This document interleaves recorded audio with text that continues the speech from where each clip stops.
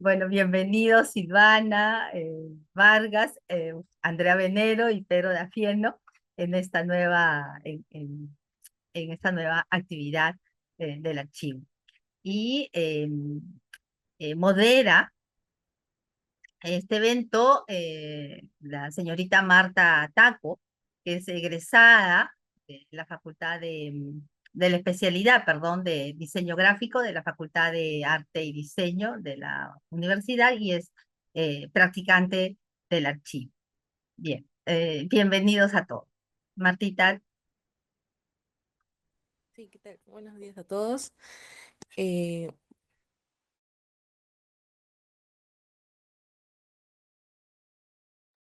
Marta se congeló.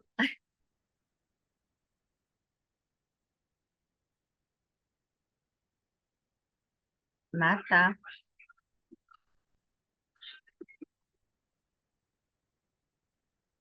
a ver un momentito, por favor.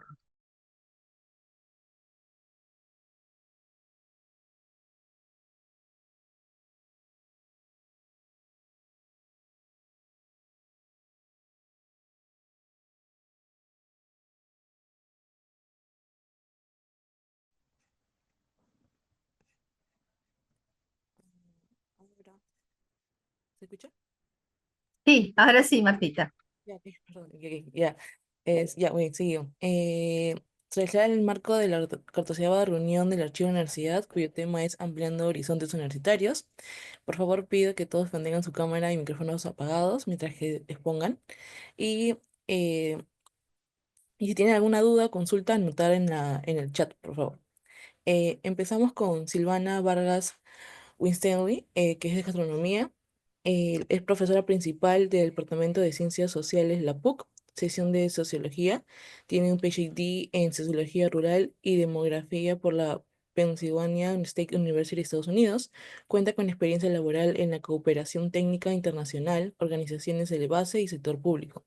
Sus temas de investigación más recientes incluyen el desarrollo humano territorial, los sistemas agroalimentarios y las políticas sociales transformativas. En la PUC se ha desempeñado como directora de la Maestría de Sociología, directora ejecutiva del Instituto de Desarrollo Humano de América Latina y directora académica de la Responsabilidad Social. Ha sido ministra del Estado de Desarrollo e Inclusión Social desde noviembre de 2020 hasta julio de 2021. Y actualmente es decana de la Facultad de Gastronomía, Hotelería y Turismo. Adelante, Silvana. Gracias Marta, gracias Dora por la invitación y a través tuyo a los colegas del archivo. Buenos días con todos y todas. En el marco de la colaboración que nosotros siempre queremos promover, mi colega y amigo Pedro Dafieno me va a ayudar con la presentación que en este momento además vamos a mostrar en pantalla. Eh, gracias Pedro. Lo que yo quiero hacer, y esto fue a sugerencia de Dora, podemos mostrar la primera, por favor, la primera diapositiva. Eh, gracias. Es contarles un poquito y me hizo gracia y efectivamente es cierto, la Facultad de Gastronomía, Hotelería y Turismo es la facultad más joven de la PUC. Y lo que yo quiero hacer hoy es contarles un poquito de qué es lo que está detrás de esta apuesta, ¿no? Entonces, las imágenes que acompañan esta carátula en realidad son justamente el reflejo de lo que somos. Somos infraestructura de punta, la apuesta por vincularnos con el entorno, tanto a nivel nacional como internacional, pero esencialmente una apuesta de formación académica de excelencia, ¿no? Interdisciplinaria, con enfoques de sostenibilidad. Y de eso es de lo que les quiero hablar hoy. Y para hacerlo, creo que una buena idea es encontrar digamos, un gatillador que nos permite entender cuál es la esencia de una apuesta como esta, que la universidad hizo ya hace más de 8 años y que hoy se encuentra justamente bajo el radar. Siguiente, por favor, Pedro. Y yo quería iniciar con un pensamiento de Vandana Shiva. Vandana Shiva es una activista muy reconocida en la India. Ella trabaja en temas de agrobiodiversidad hace muchísimos años. Ha sido muy reconocida.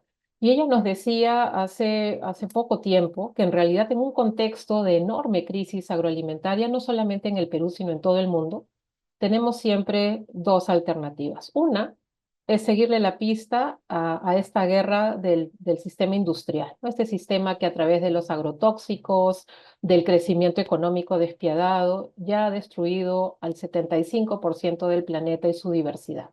La otra alternativa, dice ella, es trabajar con la tierra y construir sistemas locales para apostar por sistemas alimentarios sanos y comunidades con economías saludables.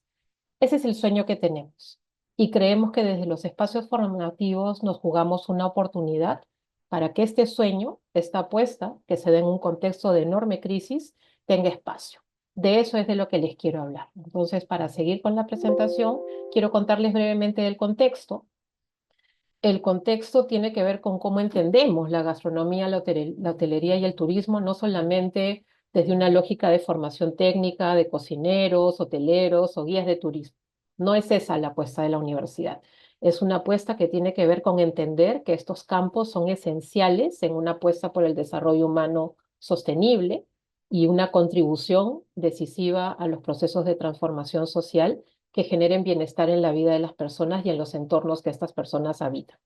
Esto además va de la mano, no solamente como una apuesta, como un sueño, sino tiene bases también muy vinculadas a lo que implica hoy el crecimiento económico en nuestro país, ¿no? Entonces, esta inversión en oferta formativa en gastronomía, hotelería y turismo, GOT es el acrónimo, augura en realidad una rentabilidad sostenida, es decir, el otro argumento, el argumento de la rentabilidad. Y esto se da en un contexto en donde el sector de la hotelería, la gastronomía y el turismo, particularmente en el rubro de alojamiento y restaurantes, post pandemia, ha llegado en el primer trimestre del año pasado a más de 4.000 millones de soles.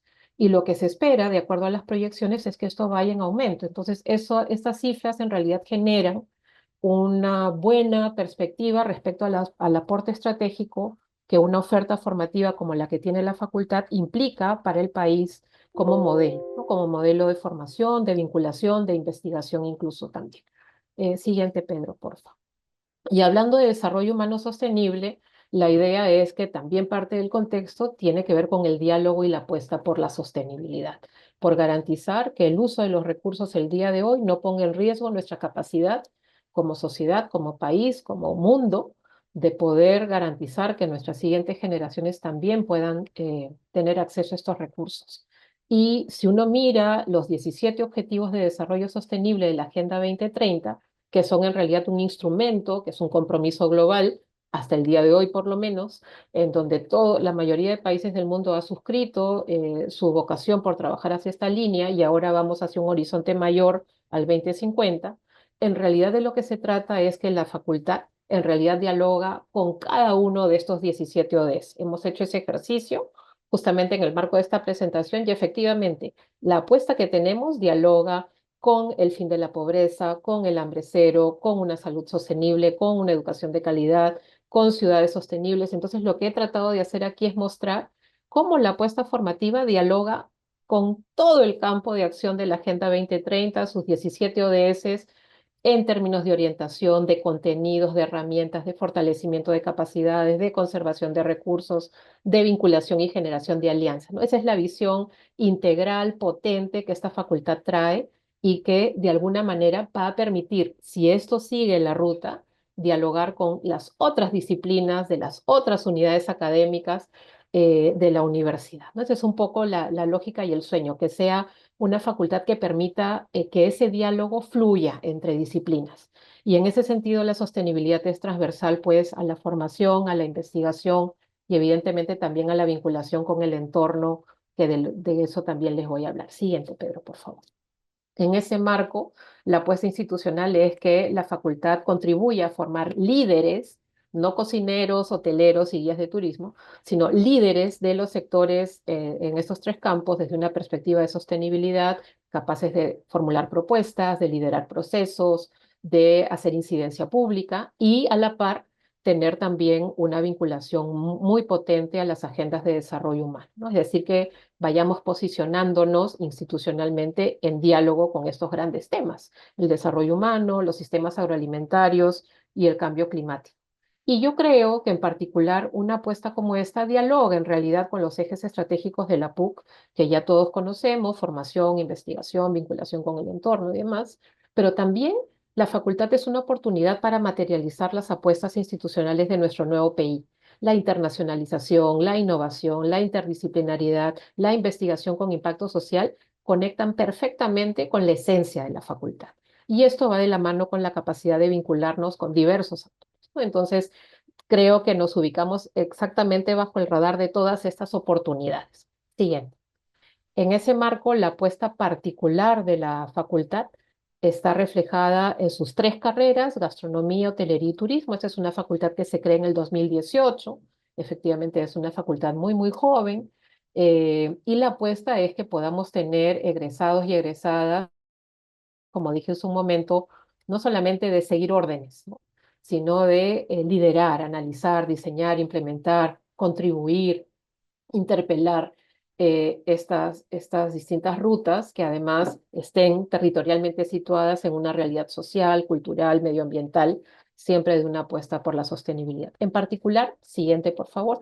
La carrera de gastronomía está orientada a formar profesionales que tengan una mirada de contexto, de sistemas alimentarios, poniendo siempre en el centro el bienestar de las personas, y que el perfil de nuestros egresados y egresadas tiene que ver con ser parte de esta comunidad de profesionales innovadores en el sector gastronómico en el Perú y en el mundo, ¿no? Esa vinculación en un campo como este es inherente.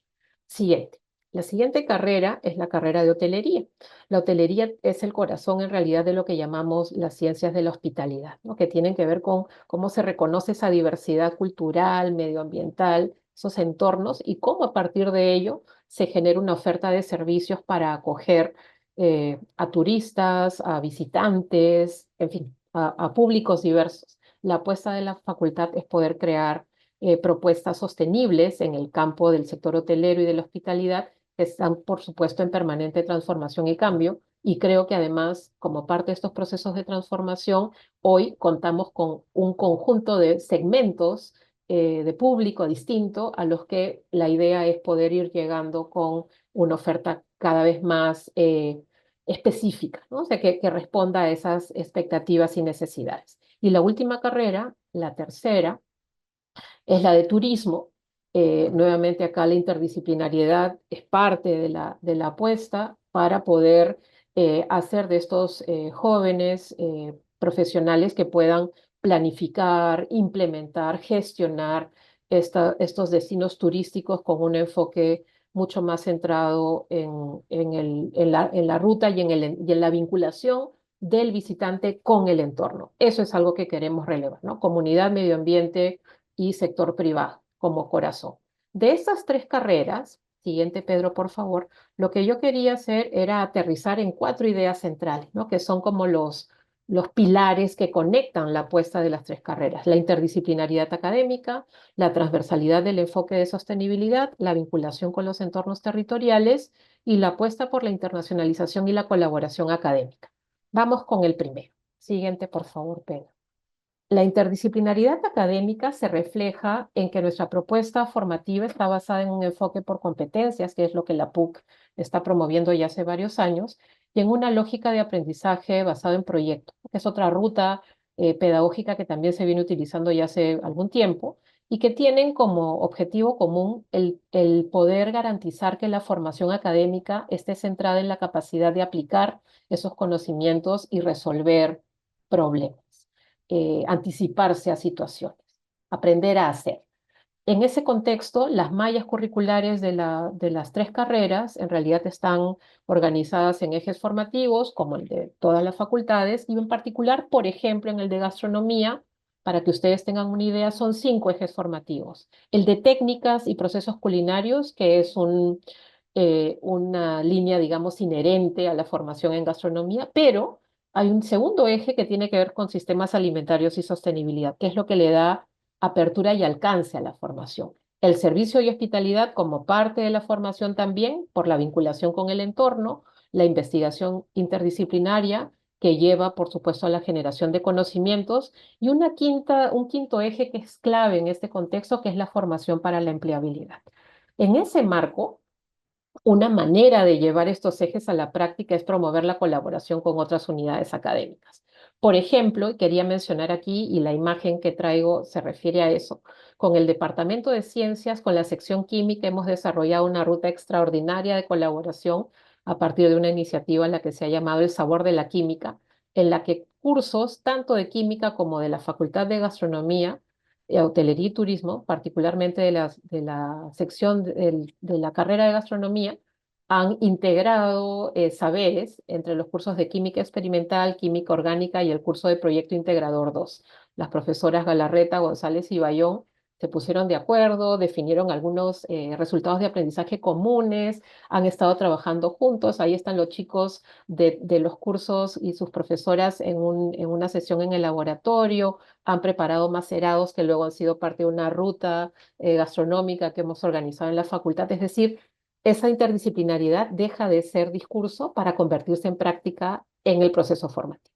De eso se trata, de que eso fluya. La segunda, Pedro, por favor, tiene que ver con la transversalidad del enfoque de sostenibilidad. Hemos hablado de sostenibilidad al inicio, les dije que era el marco de lo que queríamos promover, pero ¿cómo se lleva esto a la práctica? Esto se lleva a la práctica cuando uno tiene una red de actores con los que colabora. En el 2024 tuvimos una extraordinaria iniciativa liderada por la DACU, por nuestra Dirección de Asuntos Culturales, con el apoyo de la Dirección Académica de Responsabilidad Social, y se promovió un proyecto educativo de arte y cultura sostenible, Tabla Apaicuy, con el énfasis en recuperar los procesos migratorios, que además son parte de la realidad de muchos de nuestros y nuestras estudiantes en la PUC. Entonces, la posibilidad de recuperar ese reconocimiento por la diversidad cultural, de traer a Gaudencia y a Violeta, son compañeras de Sarwa, de Ayacucho, a la universidad. Ahí ellas en la foto están mostrando una tabla de Sarwa con los estudiantes. Se hizo una fiesta para mostrar y generar un proceso de intercambio de expresiones culturales muy hermoso. Esto fue coordinado por nuestra profesora Tete Bayón en la facultad. Fue una experiencia extraordinaria para que ese discurso de la sostenibilidad tuviera un asidero práctico. El tercer eje del que les quería hablar es el de la vinculación con los entornos territoriales. Todo lo que hagamos en la PUC es tremendamente valioso, pero la universidad tiene una responsabilidad ética en términos de su vinculación con el entorno territorial, fuera del muro de la PUC. Y ahí el trabajo del archivo PUC pues, es un instrumento fundamental para justamente que esa vinculación se consolide y se sostenga en el tiempo. Nuestra apuesta formativa tiene que ver con esas rutas de vinculación con el entorno, la responsabilidad social universitaria es un medio para que eso ocurra. Y en el 2024, en el marco de una colaboración con Peruanos Unidos por la Cocina y la Alimentación, que es una iniciativa del Grupo Acurio, La Revolución, que es una ONG, y el trabajo entre la DARS y la Facultad de Gastronomía, Hotelería y Turismo, lideramos una también extraordinaria experiencia de voluntariado interuniversitario para apoyar a las compañeras de ollas comunes en una zona de San Juan del Lurigancho. Y ahí nuestros estudiantes de 7 unidades académicas distintas, incluida gastronomía, hotelería y turismo, realizaron y participaron en 3 grupos de trabajo, uno de educación alimentaria, otra de formación para el emprendimiento comunitario y otra en educación financiera. Ahí pudimos participar activamente, fue una experiencia de intercambio muy interesante y eso, por supuesto, revierte a los contenidos formativos de los cursos y de las clases y de la investigación. El cuarto y último eje, ya con esto voy cerrando, tiene que ver con la apuesta ya no hacia nuestro entorno inmediato, sino hacia el entorno más allá de las fronteras, ¿no? La internacionalización y la colaboración académica. Ahí la apuesta es en un contexto en donde las fronteras son cada vez más tenues, en realidad que la experiencia formativa trascienda el espacio, digamos, de nuestro propio país para que podamos exponer a nuestros estudiantes a otro tipo de experiencias y saberes. Esta exposición que queremos promover, que promovemos, es a partir de la lógica de intercambios estudiantiles, la investigación colaborativa con expertos de otros lugares y también la incidencia, ¿por qué no?, en el campo de las políticas públicas más allá de lo local. Entonces, las experiencias son comunes, hay experiencias potentes en otros países. Creo que esa es una ruta a seguir explorando. Y, por ejemplo, el año pasado, en el marco del Día Mundial del Turismo, se llevó a cabo en la facultad un seminario internacional que incluyó un coloquio de estudiantes con la participación de diversas unidades de la universidad. Invitamos al decano de Ciencias e Ingeniería, a Letras y Ciencias Humanas, a la propia DAP, a la DAPE, a la DARS, al vicerrector de investigación. Tratamos de conectar con todos para que pudiéramos justamente dinamizar esos espacios de colaboración. El seminario se llamó Turismo y Paz. Es un nombre muy pertinente en estos tiempos tan turbulentos y se generó un vínculo que este año vamos a seguir reforzando. Yo quiero concluir con unas diapositivas más para no pasarme demasiado el tiempo, eh, con algunas oportunidades y retos. Creo que hay una oportunidad gigante en el campo de la formación académica, interdisciplinaria y rigurosa, pero a la vez flexible.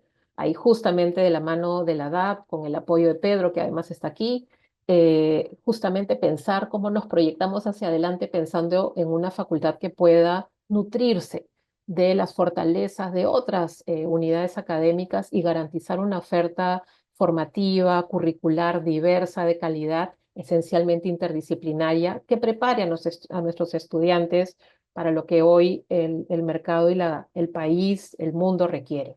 El enorme reto, lo sabemos, todas las personas que estamos aquí, es la adaptación de estos procesos. No sé cómo vamos hilando para que esto efectivamente ocurra, que los procesos de gestión académica nos acompañen para que esa oferta efectivamente se dé, se reconozca, esté bien hecha y se pueda llevar a la práctica. La segunda línea tiene que ver con la investigación formativa. No, todavía la anterior, esa es la final. La línea de investigación formativa a los campos de la gastronomía, la hotelería y turismo. La universidad tiene una trayectoria de investigación eh, incuestionable en muchos campos temáticos, estrategias que él habría puesto en marcha, fondos, apoyos de distinto tipo.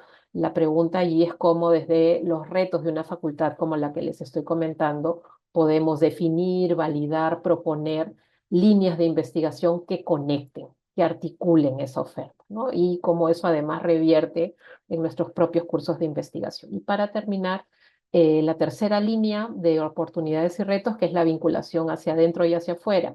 Tenemos una cartera de aliados nacionales e internacionales y lo que tenemos en marcha ahora es un diseño para tener una estrategia de colaboración ordenada, con hitos, con resultados, que permita que además la formación, la investigación y la vinculación se conecten.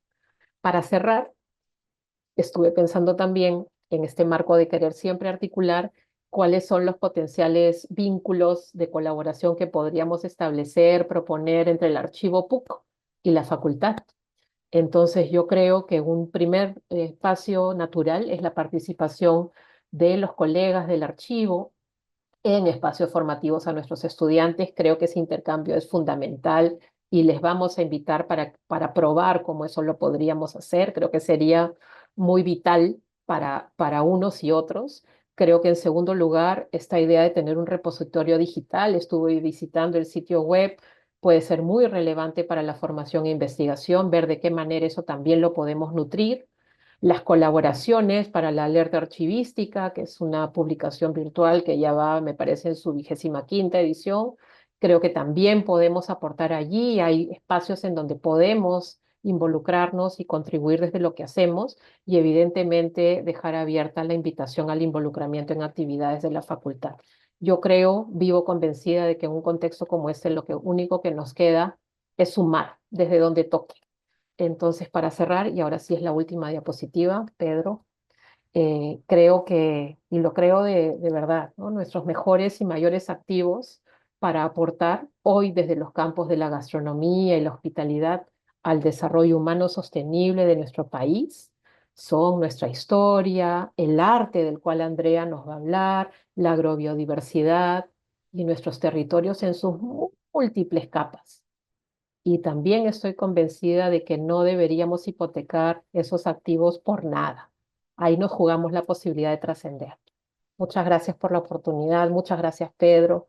Gracias, Dora. Gracias a todas y todos. Muchas gracias, Silvana. Ahora continuamos con la siguiente ponente. Ella es Andrea Venero Carrasco, es licenciada en Arte, Convención y Diseño Gráfico con una maestría en Dirección de Arte de Moda por la Manchester Metropolitan University y un MBA en Administración Estratégica de Empresas. Finalista del concurso Jóvenes Creadores al Mundo 2018, organizado por PROM Perú, y actualmente es consultora de marcas e imagen corporativa en el rubro textil, además de laborar como docente en la PUC, siendo también coordinadora de la sección de Arte, Moda y Diseño Textil de la Facultad de Arte y Diseño de la PUC. El título de su ponencia es Creatividad y el hecho en Perú. Adelante, Andrea. Hola, ¿qué tal? Quiero compartir mi pantalla. Me dicen si la ven, por favor. Presentación. Sí, Se sí se ven ve. Sí se ve. perfecto. Eh, bueno, muchas gracias al archivo por la invitación y por la anterior expositora que ha hablado muy simpática sobre la carrera de gastronomía. Vamos a ver también que dentro de lo que voy a conversar vamos a tener muchos puntos en común. Eh, bueno, un poco para darles contexto, yo soy Andrea Venero, soy licenciada en diseño gráfico y voy a hablar un poco de mi trayectoria y de mi carrera, enlazando siempre lo que hago hoy en día. Eh, y hago esta introducción porque mi primera experiencia con el archivo fue desde la universidad. Yo soy estudiante de la carrera de diseño gráfico allá por el año 2012 aproximadamente. Y mi primer acercamiento desde estudiante con el archivo fue justamente crear las ilustraciones para su espacio físico. Esta fue mi propuesta, no gané, pero sin duda fue una oportunidad para acercarme a la labor que hace el archivo dentro de nuestra universidad, ¿no? Anteriormente no tenía conocimiento alguno incluso de su existencia y creo que eso pasa mucho a veces y me parece importantísimo estos espacios para poder reconocer estas labores y la importancia que tienen dentro de nuestra investigación y nuestros procesos creativos. En este sentido, como bien lo dijo la persona que me introdujo, soy diseñadora gráfica, ¿no? Licenciada, luego he hecho cursos en dirección de arte y finalmente también en administración, pero sin duda la manera en la que como interpreto mi trabajo es que la creatividad se explota y va llevándonos de un sitio a otro, ¿no? No podemos entender que una carrera o una profesión es lineal porque aparecen más aspectos dentro de nuestro propio camino y es así como termino dedicándome al textil a través del estampado. Luego termino estudiando algunos procesos de estructura, no solo de superficie. Quizás voy a tener unos términos un poco técnicos, pero espero que me entiendan, si no las dudas las resolvemos luego. Y ahora en mi labor de docente en arte, moda y diseño textil y también de coordinadora. Sin embargo, tengo un proyecto muy interesante que es junto a mi hermano y soy diseñadora, head designer en la marca Venero, que si bien teníamos una marca y un espacio físico de venta, ahora desarrollamos proyectos de acuerdo a eh, especificaciones de clientes, ¿no? Entonces, un poco acá para hacerles entender el contexto. Mi primer acercamiento hacia el textil fue a través de los estampados. El diseño gráfico lo que te permite en ese entonces, y lo que yo creía, era crear gráficos, ¿no? Crear imágenes que eventualmente se podían representar en superficies distintas, papel, impresiones, pero luego entiendo, dentro de los cursos de serigrafía que llevo, que un soporte para mis imágenes podría ser el textil, ¿no? Mientras hacemos serigrafía, que es esta técnica donde la tinta pasa sobre la tela y se impregna y se queda, y bueno, hay varios procesos luego para que sea permanente, eh, cómo la superficie cambia y luego cómo eso al volverse indumentaria se vuelve el portador de un mensaje. Entonces, ahí entiendo desde mi punto de vista que las imágenes cobran un discurso mucho más allá de solo el mensaje, ¿no? Se vuelven algo que es propio de la persona que lo utiliza. En ese sentido, como parte de mi proyecto final de bachillerato en diseño gráfico, creé mi propia marca que se llamaba Mardi Boom, que lo que buscaba era um, contar un poco la vida de esta persona de una manera más onírica y también juguetona, cómo era su relación con el entorno, ¿no? Hablábamos mucho de juegos, de sarcasmo, y este emprendimiento, si bien empezó como un proyecto universitario, terminó en una gestión completamente administrativa porque más allá de lo bonito que podría ser la experimentación textil, tenía que ser rentable, ¿no? Para poder yo seguir creando, tenía que vender lo que hacía.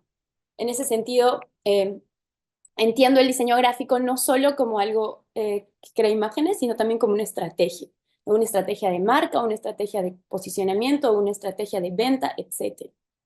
Y esa experiencia me lleva a entender que necesitaba más experiencia en el rubro que me metía, ¿no? Ya no estaba hablando simplemente de hacer imágenes, hacer afiches, hacer posts. Bueno, en esa época todavía el digital no era tan fuerte como es ahora. Todavía seguían habiendo medios impresos.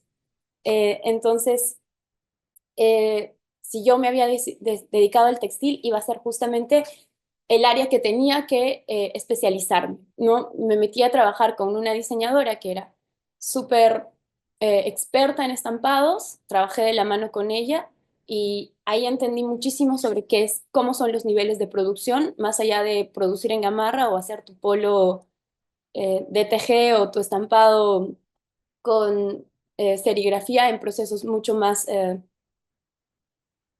como lo quiero, que estoy buscando el adjetivo, mucho más rústicos, ¿no? En ese sentido, amplié mi panorama y dije, este es el mundo al que quiero pertenecer y decidí irme a India, que es el país que fabrica un montón y la ciudad específica a la que fui fue Jaipur, que es una ciudad donde el proceso de estampado a través del block printing, que es lo más cercano a la serigrafía, es decir, son estos bloques en los cuales tú coges tinta y luego imprimes en la tela, funcionan. Si bien yo había escogido esta ciudad por este proceso tan artesanal y manual, yo llegué a una fábrica de maquila, es decir, que producían una cantidad de prendas muy grande, alrededor de 3.500 prendas por día, y en la cual yo llegué a diseñar estampados, ¿no? Esa era mi labor principal. Algo importante de esta experiencia, y creo que hizo que realmente cambie mi paradigma, porque claramente venía desde un área donde no se producía, ¿no? Yo venía, todo mi conocimiento era respecto al diseño gráfico de indumentaria, sabía lo básico, cómo se confecciona una prenda, pero no entendía cómo se maneja todo un negocio, cómo es una cadena de distribución, eh, cuáles son los procesos que se deben de tener, etcétera. Entonces llego a este gran escenario, ¿no? Con tanto desconocimiento en otro idioma, en otra cultura, con muchas barreras de lenguaje, para poder entender que el diseño aquí se convierte en una estrategia, ¿no? El diseño deja de ser algo estético, deja de ser algo que responde a un cliente, porque a veces también lo tiene que hacer, pero se convierte en una estrategia. Y algo para contarles un poco es como que yo llegué desde Occidente, donde nosotros manejamos una paleta de color, ¿no? Jamás en mi vida mezclaría amarillo con rosado, porque eso me hace recordar a Peppa Pig. Yo no creo que alguien pueda, en este escenario ni en el contexto que nos encontramos, usar esos colores juntos, porque es algo que no es frecuente. En cambio, en India, en este contexto donde el color influye muchísimo, las tipologías son distintas, ¿no? Usan muchas túnicas, tenía que adecuarme a este espacio.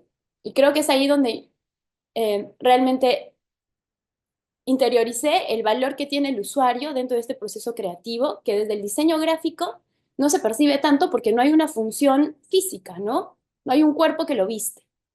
A cambio en el indumentaria sí, ¿no? Hay una comunicación, pero también tiene que haber una función. En ese sentido, me dedico un poco a la investigación en la maestría y aquí es donde traigo como el aporte de yo siendo peruana, ¿qué puedo traer a la indumentaria más allá del material bandera, que puede ser el algodón o la alpaca? Y en este proyecto de investigación, lo que hice fue desarrollar un lenguaje de programación donde tú escribes texto y se convierte en patrones, ¿no? Entendiendo que toda mi práctica artística o de diseñadora siempre ha sido la creación de estampados, ¿no? La creación de patrones, la creación de repeticiones, módulos, etc. Y es aquí donde hago este programa donde tú escribes texto. Entonces, no solo vamos a lo estético de lo que bonito se puede ver un patrón de cuadrados, sino también a que este patrón puede presentarte data e información. ¿Y por qué un cuadrado? El cuadrado es el elemento básico para poder construir un tejido, ¿no? Cuando nosotros pensamos en un tejido, eh, probablemente lo pensamos incluso hasta de manera de un píxel. El cuadrado también es una forma geométrica que es el elemento básico para la construcción de todos los textiles del antiguo Perú, ¿no? Entonces, justo ahí se mezclaban la idea de cómo lo digital, desde la idea del píxel, y la idea desde la tecnología y la cultura, perdón, desde la cultura y la identidad, dentro de un mismo escenario que era el textil. Para esta colección en particular, trabajé con materiales completamente naturales, es decir, todos los colores o eran teñidos de manera orgánica, con cochinilla, índigo, etcétera, o trabajaban el mismo color de la alpaca, ¿no? El color natural, que tenemos como 45 colores. Eh, y este es más o menos el proceso de este proyecto, que partió desde la investigación de cómo se programa. Entenderán que para mí fue también un aspecto súper nuevo, que si bien había llevado cursos de Flash y de programación súper básicos, ahora tenía que construir un programa que me traduzca lo que yo escribo en textiles, lo cual hace entender que el diseño no solo se ve como una estrategia, sino también es súper interdisciplinario, porque si bien anteriormente les he hablado eh, de cadenas de distribución, de procesos productivos, aquí también en prácticas propias, tú vas mezclando e investigando desde distintas disciplinas, ¿no? Y luego les voy a poner más ejemplos. Y también de una manera colaborativa, entendiendo que todos estos procesos a veces no se hacen solos. Por ejemplo, en la indumentaria, eh, hay muchas de las prácticas que, por ejemplo, implican a un tejedor, a un confeccionista, a la persona que se va a dedicar al teñido. Entonces, también hay una idea de colaboración y co-creación dentro de lo que hacemos. Eh, en ese sentido, con una investigación mayor y ya entrando al mundo retail y al escenario local, eh, junto a mi hermano creamos esta marca de moda en asociación de una empresa que se llama Cotton Project, con la cual eh, el trato es utilizar su material en merma o le llamamos dead stock, que es el material que está muerto en el almacén, ¿no? Que no se mueve. Entonces, en una manera de entender la sostenibilidad y también la marca y el valor de lo peruano, nosotros creamos esta marca que el fin era utilizar este material, proponer propuestas con una identidad peruana, hacer hincapié en qué es diseño peruano y finalmente tener una producción 100% hecha en Perú. Eh, y aquí también un poco de nuestras propuestas que van mucho por la intención de entender que la indumentaria no tiene género, ¿no? Es genderless, hay una identidad nacional, cómo nosotros interpretamos la identidad nacional a partir del color, a partir de las formas, a partir de la impronta gráfica, que en su mayoría utilizamos y hacemos un proceso de investigación sobre la iconografía del antiguo Perú, y luego eventualmente experimentamos con el material y los procesos de impresión, que son el expertise que tiene esta compañía con la cual colaboramos. Eh, un aspecto importante también de Venero es que experimentamos muchísimo con el material y con los procesos que te permite tener la gran escala, pero una pequeña producción, lo cual hace que se puedan fomentar nuevo tipo de procesos, nuevo tipo de materiales, de una manera más experimental para luego ofrecerlas a clientes mayores. Algo interesante de esta marca y creo que uno de los hitos que hemos hecho ha sido la colaboración con Nickelodeon y con esta marca Bob Esponja, y de la cual les voy a ser honesta, trabajar con licencias es un proceso bastante duro al inicio porque te tienes que adaptar a la identidad gráfica de alguien más, ¿no? Tienes que respetar formas, colores y que probablemente en un inicio parecen un limitante en el proceso creativo y en la creatividad, pero luego se convierten en retos para poder superarlos, ¿no? Algo importantísimo de esta colección es que hicimos muchísimas pruebas antes de llegar al producto final y a la aprobación final de parte de Nickelodeon, y creo que todo ese proceso fue bastante desgastante y en algún momento, mm, ¿no? Quieres tirar la toalla por cómo entender cómo yo aporto mi propia identidad como marca de Venero, es decir, traigo lo peruano, traigo lo sostenible, eh, traigo la impronta, el uso del color, cuando me tengo que adecuar a una marca que también tiene limitaciones o, bueno, aspectos identitarios gráficos, ¿no? Definitivamente acá utilizamos, por ejemplo, la idea del tie-dye y el recurso del teñido para hacernos entender que estábamos como sumergidos en el agua, ¿no? La idea del desgaste y todos estos procesos se hicieron de una manera digital, ¿no? Es decir, tienen aspectos manuales como el tie-dye, ¿no? Bueno, cuando tú amarras y tiñes y luego sale de una manera no uniforme, pero todo se trabajó de manera digital.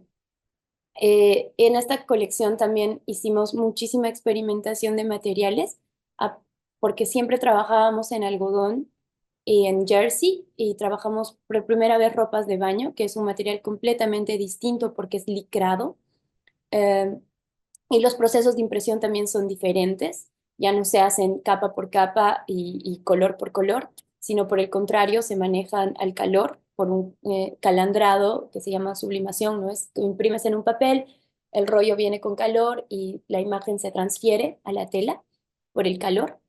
Y también varios procesos de teñido dentro del denim que nos permitan seguir explorando bajo esta idea del proceso del tie-dye o del teñido amarrado de reserva, que eventualmente se puede alinear con los tejidos del antiguo Perú, ¿no? Por ejemplo, los Wari desarrollan muchísimo esta técnica. Esta colaboración nos abrió puertas a más colaboraciones y más marcas que nos buscaban por justamente el resultado que habíamos tenido dentro de la colección de Bob Esponja, y por los 40 años de Sanrio trabajamos con Hello Kitty y sus amigos. Eh, pero esta vez el enlace con el hecho en Perú venía desde el vínculo que tenemos nosotros y con la cultura japonesa. Hay un gran grupo de migrantes que llegaron en los años atrás. Entonces, trabajamos desde qué elementos pueden ser representativos para los dos, ¿no? Y uno de los trabajos importantes para o de la investigación para este proyecto fue justamente la imagen de los paisajes dentro de la gráfica que hemos desarrollado. Hay mucho acá no los pueden ver, pero por ejemplo está la Laguna 69, está el Misty, está Machu Picchu, interpretados en una gráfica mucho más sintética, sintetizada claramente, pero tiene bastante carga investigativa, ¿no? Por ejemplo, dentro de los gráficos que también desarrollamos para esta colección, son estos patrones con las flores típicas que se bordan dentro de las prendas de Huancayo, pero adaptadas a nuestro lenguaje y a nuestra propia impronta gráfica y la manera en la que nosotros entendemos, la repetición, la modulación, el textil también. Y desarrollamos esta colección que, a diferencia de la otra, donde explorábamos un material licrado, acá explorábamos un material tejido, ¿no? Como las chompas, los ponchos, etc. La limitación en el tejido y en el proceso es el peso y el tiempo. Si se han dado cuenta por las fotos anteriores que he mostrado, es que en Venero utilizamos muchísimo el color.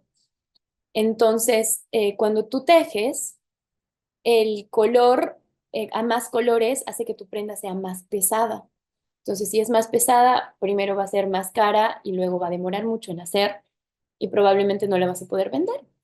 Entonces, el proceso acá fue bastante prueba-error, y eso es algo que pasa muchísimo dentro de un proceso creativo, sobre todo en carreras netamente prácticas y que tienen en resultado un producto. Y lo que hicimos acá fue investigar muchísimo entre cómo crear color a partir de la textura, ¿no? Que no se mueve, para para no perjudicar el precio ni la producción de la chompa o de las prendas tejidas. En este sentido, esta exploración nos llevó a explorar muchísimo más sobre el jacquard, y nuestra próxima colección fue justamente solo tejida. Eh, y eso es algo en lo que ahorita, por ejemplo, estamos siguiendo la exploración, porque si se dan cuenta, la diferencia de trabajar en estampado y trabajar estructuras, el jacquard lo que te permite es generar tu propia tela, ¿no? con el tejido tú puedes hacer que algo sea flexible, algo no. En cambio, cuando dependes de una tela, tú te adaptas a las propiedades de la tela, ¿no? Solo puedes trabajar sobre la estructura. En ese sentido, exploramos muchísimo más el jacquard, y trabajamos sobre yacares picados o yacares doble cara. Son términos técnicos, pero cada uno tiene una propiedad distinta. Por ejemplo, en esta chompa que ven acá, trabajamos muchísimo con el revés para poder entender que hay otro color y te va generando distintos niveles, para poder entender que es un tigre o que hay una textura o que hay una forma, ¿no? Lo mismo pasa, por ejemplo, estas dos chompas son doble cara, son reversibles porque trabajamos solo con dos colores y el tercero viene a ser como para el accesorio que es la collareta. En ese sentido de seguir explorando y seguir trabajando con otras identidades, otros aspectos, otras marcas, trabajamos la colaboración con MTV, la cual, a diferencia de las otras, exploraba un poco más la cultura urbana y cómo entendemos esta idea de la ciudad a través de los micros, a través de las placas, a través de los mensajes de las combis o de los camiones. Y esa fue parte de la investigación que hicimos para esta colección. Si se dan cuenta, utilizamos mucho texto. Aquí, por ejemplo, dice bebecita, ¿no?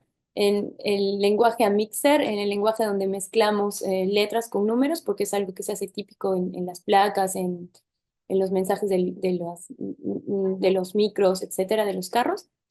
Y acá seguimos explorando un poco más, ya no tanto la materialidad ni la producción, porque ya son procesos que hemos manejado o que hemos conocido un poco más en pequeñas colecciones, pero acá lo que pasa, y es algo importante, es que agrandamos mucho más nuestra producción porque trabajamos de la marca de Denim, en colaboración con Denim Lab. Entonces, si antes producíamos 30 chompas, ahora teníamos que producir 140. Entonces, en ese sentido, el proceso y la manera en la que uno produce a gran escala, incluso 140 para Venero es gran escala, pero para otras marcas no, viene a ser un cambio total, no solo desde el proceso de producción o desde las maneras en las que los tiempos que se manejan, sino también desde el diseño. Ahí hay que entender la eficiencia del proceso, ¿no? Y esto hace que probablemente todos las decisiones que como diseñador o como creativos debemos de tomar tengan que ser siempre validadas por un costo, por un precio y por un tiempo. En ese sentido, creo que este fue el reto desde el lado del diseño acá, hacer que nuestras prendas, si bien se adapten a la identidad de otra marca, porque estábamos trabajando con MTV y también con Denim Lab, pero también a que respeten un price point, un precio de venta al que se llegue y al que finalmente se pueda comprar, siendo el usuario la persona que compró en Falabella, ¿no? Entonces, ¿cómo desde el diseño podemos adaptar todas estas vertientes o variantes que aparecen para que nuestro producto finalmente salga? Y hicimos lo mismo, trabajamos muchísimo con bordados, con patrones, que es algo característico de nuestra marca. Si bien acá redujimos un poco el color o la manera en la que trabajábamos anteriormente el color para poder llegar a los costos. Algo interesante de esta colección es que se presentó en 9 tiendas a nivel nacional, estuvo presente y también parte de los props y la manera en la que se presentaba la colección fue bastante llamativa, ¿no? Era en 360 para representar la colaboración, no simplemente estaba la ropa mostrada, sino también se hizo como corners donde hablaban de la colaboración y de cómo eh, estas marcas se mezclaban, ¿no? A la idea del tigre, de la energía. Y en ese sentido también trabajamos con Rugrats, que si se dan cuenta, en cada colección van cambiando los aspectos o los puntos de inspiración, pero siempre ligados a nuestro contexto, ¿no? En uno fue el mar, en otro fue los paisajes o la manera en cómo entendemos el espacio exterior, el outdoor. En el otro fue el contexto desde percibir la cultura y el transporte, y en esta de acá es a través de entender cómo, por ejemplo, viene esta idea de lo manual, del dibujo, del niño, y lo terminamos relacionando con el land art.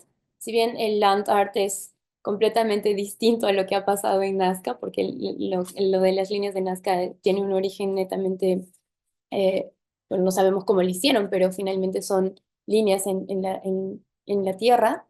El land art también lo que hace es genera arte dentro de los espacios naturales. Entonces hicimos esta relación con las líneas de Nazca y bueno, y se van creando los patrones, otra vez el uso del color, no sé si los pueden ver, ¿no? La idea de usar esta textura de coloreado que representa un poco la idea infantil. Eh, y entonces vamos optando desde encontrar ese vínculo con la marca, con lo que la marca representa, en este caso Rugrats, y en este caso Venero desde lo peruano, ¿no? Todos estos procesos son bastante largos, ¿no? En la investigación. Me encantaría mostrarles las bitácoras, pero es algo que siempre pierdo. Eh, pero el proceso de investigación para poder llegar y a crear esas relaciones entre elementos cuesta, ¿no? Cuestan tiempo, cuestan exploración, pero finalmente solo un proceso eh, iterativo hace que llegues a buenos resultados. Hemos seguido experimentando con colecciones cápsula un poco más pequeñas para regresar otra vez al punto de experimentar desde el proceso de manufactura. Hicimos estas colaboraciones de solo tejidos. Y la última colaboración grande que hicimos fue entender esta colaboración con Americanino, que es una marca chilena que tiene bastante historia, no es como un top y top allá. Tiene bastante historia, tiene bastante representación. Pero esta colección, el reto de esta colección tenía que ser que funcione para Falabella Perú y Falabella Chile. Entonces teníamos que entender no solo desde los elementos peruanos, porque claramente un consumidor chileno no lo iba a relacionar de manera directa. Entonces, la investigación que hicimos acá fue a partir de la región, ¿no? Entender cuáles son esos elementos transversales que tenemos que nos representan como latinos. En este caso fue la música, uno, ¿no? La música, el rock, por ejemplo, y muchas de las gráficas parecen portadas de discos. Y también, no sé si se han dado cuenta, pero o bueno, no sé, en todas las banderas siempre hay, o las banderas o los escudos de los países, hay animales que representan algo, ¿no? En este caso estaba eh, la vicuña, el emul de Chile y el cóndor de Colombia, etcétera, ¿no? Entonces teníamos que traer todos estos elementos para que realmente se pueda generar esa relación entre el usuario consumidor con lo que compra, ¿no? Y terminar enlazando a lo que hacemos en Venero siempre. Esta colaboración estuvo en Falabella con Denim Lab como Venero Lab y también en Chile como Venero Nino. Y también respeta muchísimo lo que hacemos en Venero, que es la idea de lo genderless, el no tener tallas.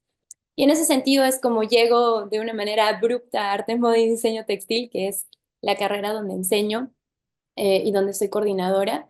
Y si se dan cuenta, tenemos seis pilares, ¿no? En la investigación, la cultura, la comunicación, la creación integral, la moda y el diseño indumentaria y el diseño textil, porque entendemos, y creo que lo han visto a través de todos los proyectos que he contado, que el diseño no es solo entenderlo desde lo creativo, sino también desde todas las aristas que implican, ¿no?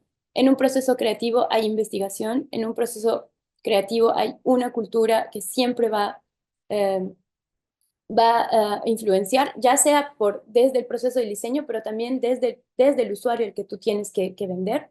Hay mucha comunicación, sobre todo en estos momentos donde el marketing hace que cualquier cosa pueda ser comercial. Hay una creación integral porque no solo vendemos indumentaria, no solo estamos vistiendo a las personas, sino también ellos cargan un mensaje, lo que llevamos puesto tiene una identidad, tiene un propósito. Y por último, no solo vemos a la moda desde la confección, sino también desde la estructura, que es la tela. Este es un poco de la malla, creo que la voy a pasar porque es un poco complejo, pero hay que entender, lo interesante de esta malla es que lo que hacemos en arte, moda y diseño textil es entender la cultura al comienzo, cosa que podemos crear bueno, los estudiantes pueden crear desde nuestro propio expertise, entendiendo que el Perú tiene muchísimo, muchísimo em, heritage. Eh, mucha, ay, me olvidé la palabra. Perdónenme. Mucha conocimiento y tradición textil. Em, en ese sentido, en los cursos los manejamos así, si se dan cuenta, la investigación primero son historia y patrimonio, historia universal de indumentaria y del textil, para luego entender los procesos más globales. Y estos son proyectos de los alumnos que desarrollamos dentro de la especialidad. Son, por ejemplo, este es el proyecto de Andrea Mariano, donde lo hicimos en pandemia, era para un usuario mayor que tendría algún tipo de eh, límite físico, y ella escogió a su abuela, que por la inactividad de la pandemia tenía muchos dolores de espalda. Entonces diseñó este chaleco faja que le ayudaba con la postura, le ayudaba con el movimiento. Eh, Después, algo que habló anteriormente, hicimos un conversatorio, una clase magistral con eh, gastronomía y química para entender el color y los procesos de teñido desde la biodiversidad. Eh, También hacemos muchísima investigación matérica porque es algo que hace que se encuentre la innovación dentro del proceso creativo.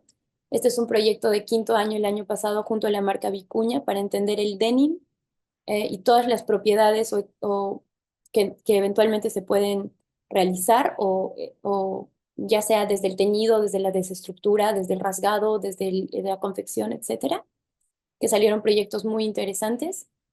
Este es el proyecto de una egresada nuestra que trabaja con biomateriales e innovación matérica, ¿no? Ella hace muchísimos procesos de agar-agar, eh, gelatinas, etcétera, para concebir tela.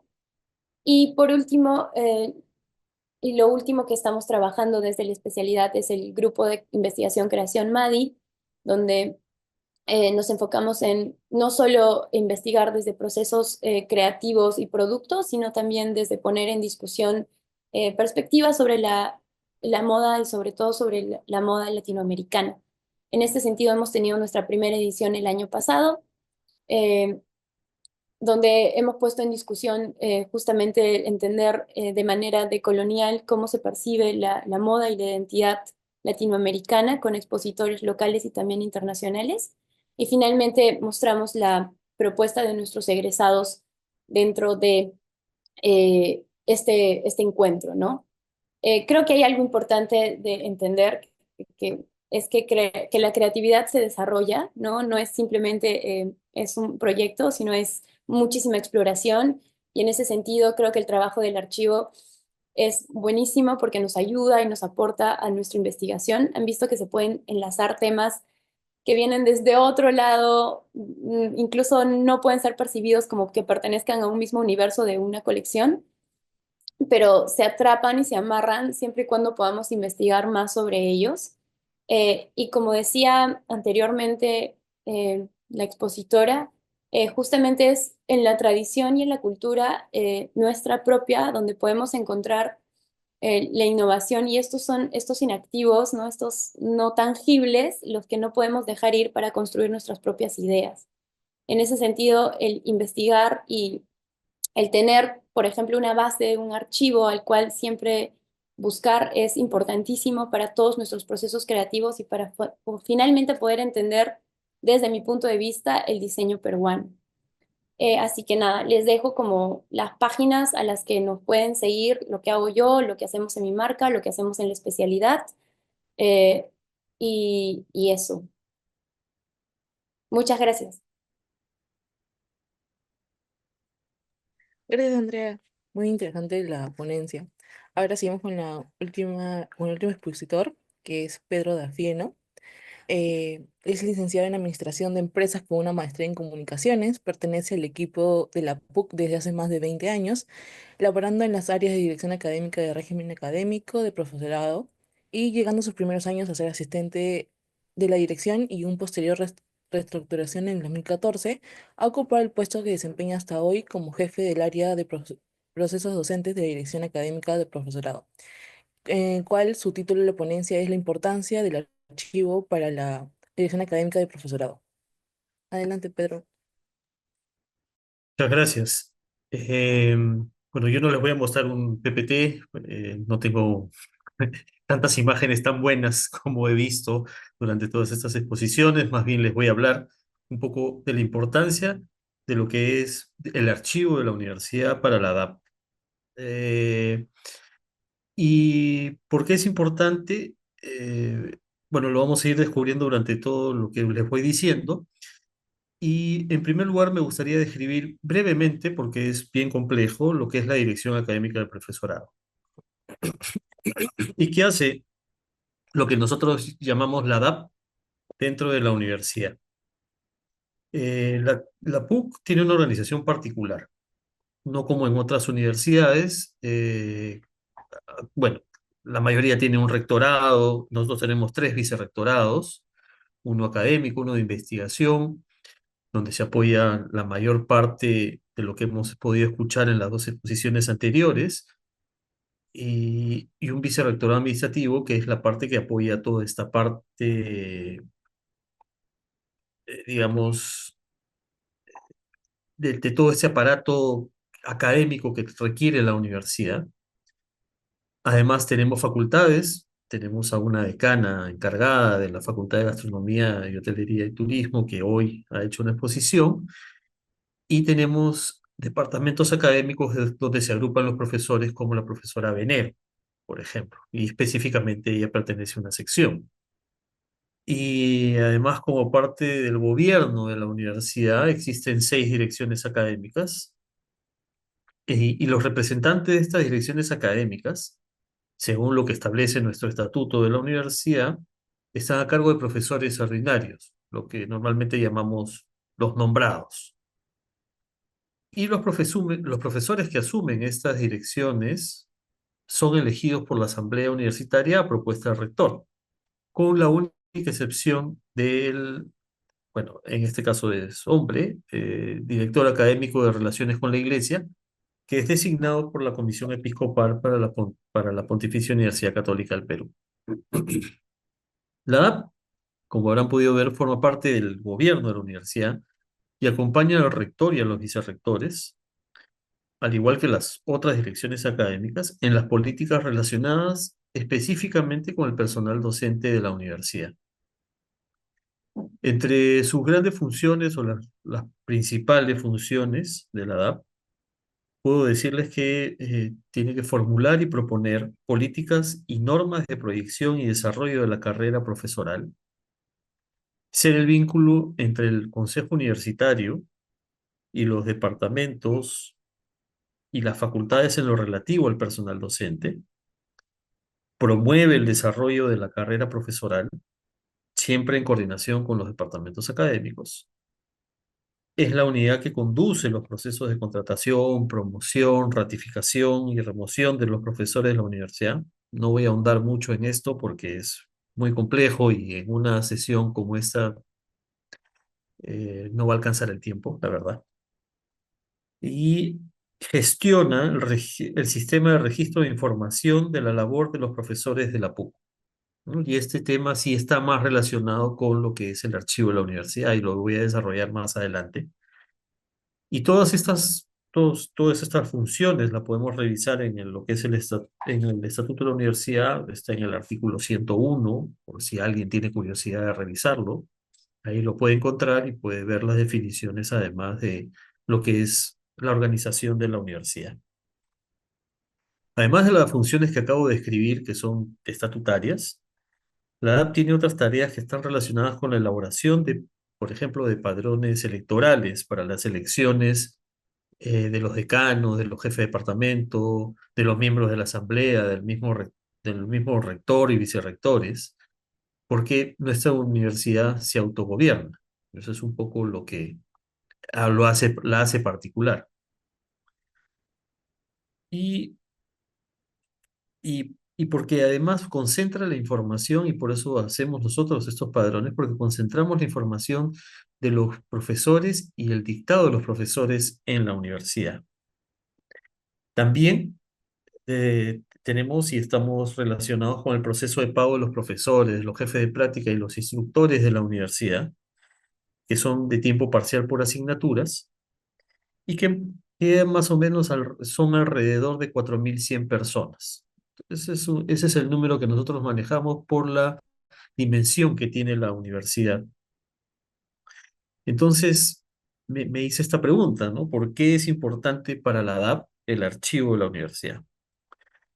La respuesta puede ser muy simple, pero es por la cantidad de información que genera, tanto en medios físicos como en digitales.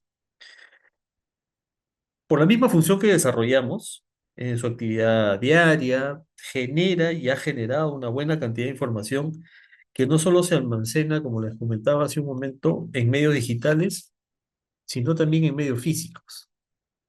Es esta la información que durante el tiempo debemos guardar y resguardar, porque son una fuente sumamente importante para la historia de la DAP y de la universidad.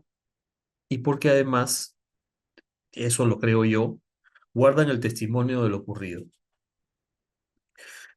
Estuve buscando un poco la literatura y me encontré con cómo describe el Consejo Internacional de Archivos, que lo ha citado Evans y tomado por José Bernal Rivas en un artículo que dice La razón de ser de los archivos. Dice que el archivo son un conjunto de documentos, sea cual sea su fecha, su forma y el soporte de material producidos o recibidos por cualquier persona física o moral o por cualquier organismo público o privado en ejercicio de su actividad, conservados por sus creadores o sucesores para sus propias necesidades o transmitirlos a instituciones de archivos. Como podemos escuchar de lo que es el archivo, especialmente el de la universidad, para mí tiene una suma importancia y relevancia porque su participación en la actividad diaria de nuestra universidad genera información relevante como parte de nuestra historia. No solo debemos ver el archivo de la universidad como un repositorio de documentos que nosotros, por espacio físico, no podemos tener, sino saber que ellos son los que están resguardando nuestra historia. Su trabajo principal, citando al mismo autor, dice, está enmarcado en recoger, conservar y servir a los documentos. En la universidad, además de lo descrito, el archivo nos ayuda a organizarnos y a organizar nuestra información. Trabajo, además, que lo hacen con mucho profesionalismo y con cariño. Eso me consta a mí. Debemos tener en cuenta que los archivos o los documentos deben servirnos como una fuente importante de información para nuestra labor diaria y para el futuro. Esta fuente de información nos permite planificar, realizar cambios en nuestra organización y tratar de realizar una buena gestión. Actualmente estamos viviendo una crisis de la narración, ¿no? Esto lo describe muy bien eh, Byung-Chul Han, que es un filósofo a quien sigo, porque dice que se impone en ese momento el storytelling a la narración. Las narraciones capaces de transformar el mundo y de descubrir en él nuevas dimensiones nunca las crea a voluntad de una sola persona. Su surgimiento obedece más bien a un proceso complejo en el que participan diversas fuerzas y distintos actores. Yo creo que para construir una historia no solo necesitamos la información con la que contamos en nuestras oficinas o en el archivo, en este caso. Se requiere de una narración que permita entender el pasado para construir un mejor futuro. Este es el aporte que hoy nos brinda el archivo de la PUC. La PUC, con los años de existencia, ha cambiado y seguirá cambiando mientras exista. Todos esperamos que exista durante mucho tiempo. Durante estos años, el cambio que hemos ido experimentando ha sido natural. Hemos crecido, nos hemos reorganizado, el entorno político ha cambiado, el aspecto legal y social ha modificado las condiciones de trabajo. Recordemos que somos una organización que tiene un marco entorno que no puede controlar. Y aunque suene extraño, nuestra memoria es frágil. Y por ello es muy importante contar con el archivo de la universidad. Más aún si consideramos que cuando se quiere construir la historia de nuestras oficinas y por ende de la historia de la PUC, vamos a requerir del archivo de la universidad. Por lo que ahí encontraré, porque lo que ahí vamos a encontrar serán pruebas y testimonios, más escritos que hablados, obviamente, de quienes nos precedieron y que tuvieron la agudeza de enviar la documentación para su resguardo. En mi experiencia personal y por el trabajo que desempeño aquí en la DAP, he tenido que recurrir muchas veces al archivo de la universidad. Mayoritariamente he revisado las actas del consejo universitario o del consejo directivo, como antes se llamaba, donde se da cuenta de la realidad de un momento. Es ahí donde he podido descubrir la historia de lo que pudo haber sucedido con un profesor, con una unidad, con el entorno y con la sociedad en un determinado momento para poder entender las decisiones, las contrataciones, los nombramientos y todo lo que sucede alrededor de todos los profesores de la universidad, de las unidades, de las facultades, de cómo estaba organizada en un primer momento la universidad, después cómo ha ido evolucionando, cómo se ha ido creando las unidades, las facultades, cómo se agrupan los profesores, las leyes universitarias que han estado alrededor de ellas. Y solo a ello le faltaría una narrativa de lo que comentaba hace un ratito, pero buscando a los actores de aquel momento podemos encontrarla. Encontrar para mí un documento que explica la realidad de una persona, que tiene que ver con una oficina y que finalmente tiene que ver con la universidad, trae, les soy sincero, una satisfacción tremenda, porque uno puede, pues siente, y yo lo siento así, que encuentra un tesoro y que puede entender lo que sucedió y traerlo a la realidad para poder explicar o solucionar un problema. Nuestra dirección tiene la suerte de haber enviado información importante que consideramos no debe ser destruida en la universidad y que el archivo lo recoge y lo hace suyo y sentimos nosotros que está completamente resguardado. Un aspecto que todavía nos toca aprender es cómo clasificar los documentos dentro de nuestras oficinas y cómo organizar la información que generamos. Es de suma importancia aprender este aspecto. Podríamos nosotros consultar, leer libros, ahora podemos ver recomendaciones en podcasts, historias de Facebook, Instagram y todo lo que sucede, todo lo que sale en redes sociales, pero considero que es mejor consultarle a los expertos que además de conocer tu trabajo, conocen también la universidad como la institución que es. Yo quiero agradecerles por esta invitación, que no hace más que afirmar mi compromiso con la preservación de la comunicación importante, los documentos que tenemos aquí y con el cuidado que debemos mostrar a la historia de la universidad. Muchas gracias.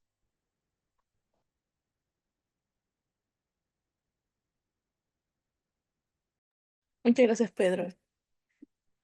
Ahora continuamos con la ronda de preguntas. Empezamos con Silvana.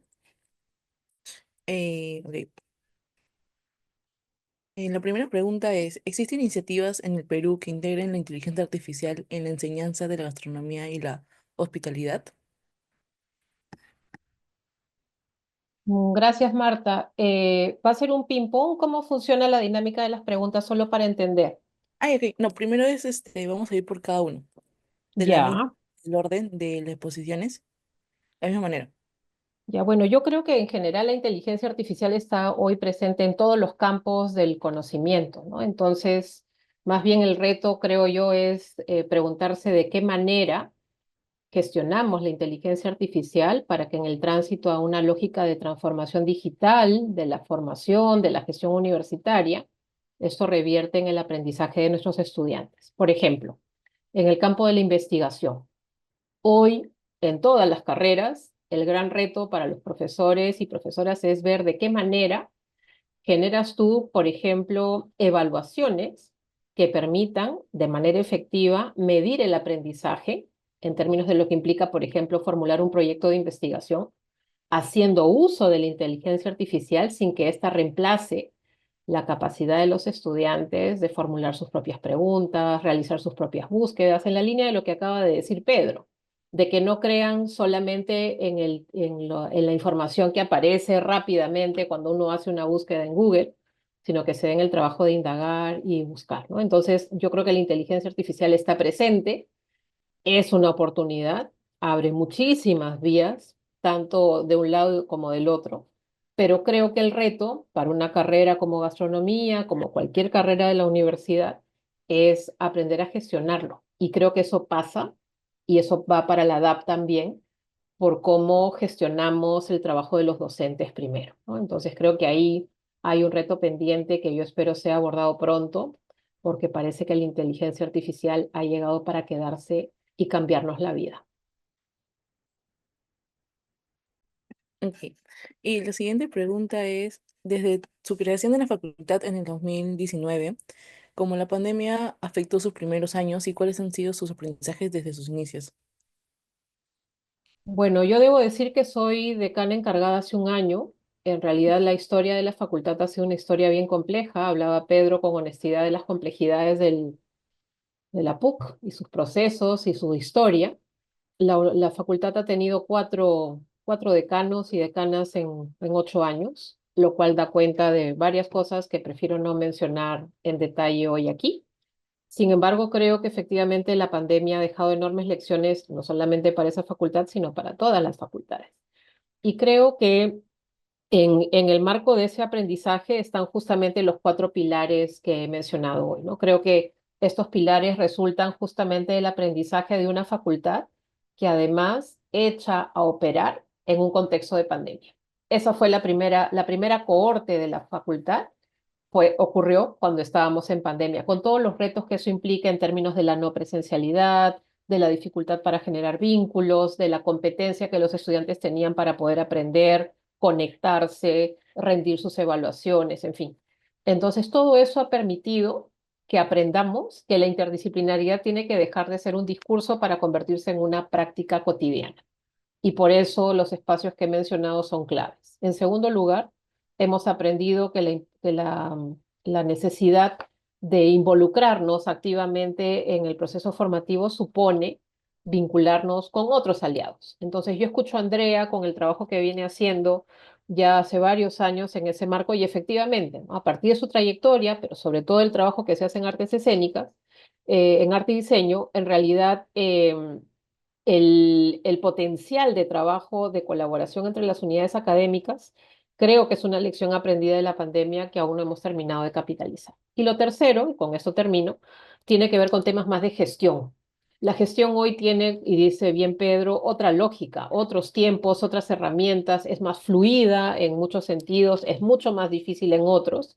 Y creo que eso también revierte en los procesos de gestión académica y administrativa, ¿no? Cómo se gestiona la información, cómo se evalúa, cómo se rinde cuentas, cómo nos vinculamos con el entorno. O sea, todo eso se ve modificado en un contexto en donde no necesariamente los procesos de la universidad van de la mano con las necesidades que la realidad hoy nos impone. Entonces creo que tenemos que ir siempre un paso más adelante y tratar de trabajar colectivamente, ¿no? O sea, yo creo, es probablemente una casualidad que la edad Andrea de la Facultad de Arte y Diseño desde el área de Arte y Diseño Textil, que la Facultad de Gastronomía, Hotelería y Turismo concurran hoy a este espacio. Pero creo que así como estamos hoy, estas 3 unidades presentes hoy aquí, gracias a la invitación del archivo, la pregunta es cómo aprendemos a colaborar. Si no colaboramos, no vamos a trascender. Va a ser muy difícil, ¿no? Va a ser muy difícil competir y va a ser muy difícil hacer la diferencia que siempre ha sido un rasgo distintivo de la. Sí, muy interesante, Silvana, como comentas, es necesario la unión de las unidades para que se pueda fomentar nuevas oportunidades. Y siguiendo con las preguntas, ¿cuáles son las principales desafíos para fomentar la investigación académica en gastronomía en el Perú? ¿Qué creas tú? Bueno, me siento como en un jurado de tesis. Yo creo que el enorme reto, al ser disciplinas esencialmente interdisciplinarias, o sea, no es una carrera de derecho, no es una carrera de ingeniería civil, ¿no? Que tiene, digamos, un alcance y una delimitación temática más o menos ordenada. en realidad el definir las líneas de investigación, que muchas veces son el punto de partida de una ruta, es bien importante, ¿no? Y es clave. Lo hemos intentado hacer el año pasado, nos han salido 700 líneas de investigación, entonces lo que toca es empezar a priorizar. Y nuevamente está la colaboración con las otras unidades, la que nos va a permitir ir priorizando. No podemos empezar por todo. Entonces creo que los retos son tres, ¿no? Primero, hacer un ejercicio de mapear cuáles son esas líneas de investigación, en qué se necesita, en qué áreas se necesita generar conocimiento, en qué áreas tenemos fortalezas para que a partir de eso en un segundo momento podamos priorizar. Y el tercer paso es poder convocar.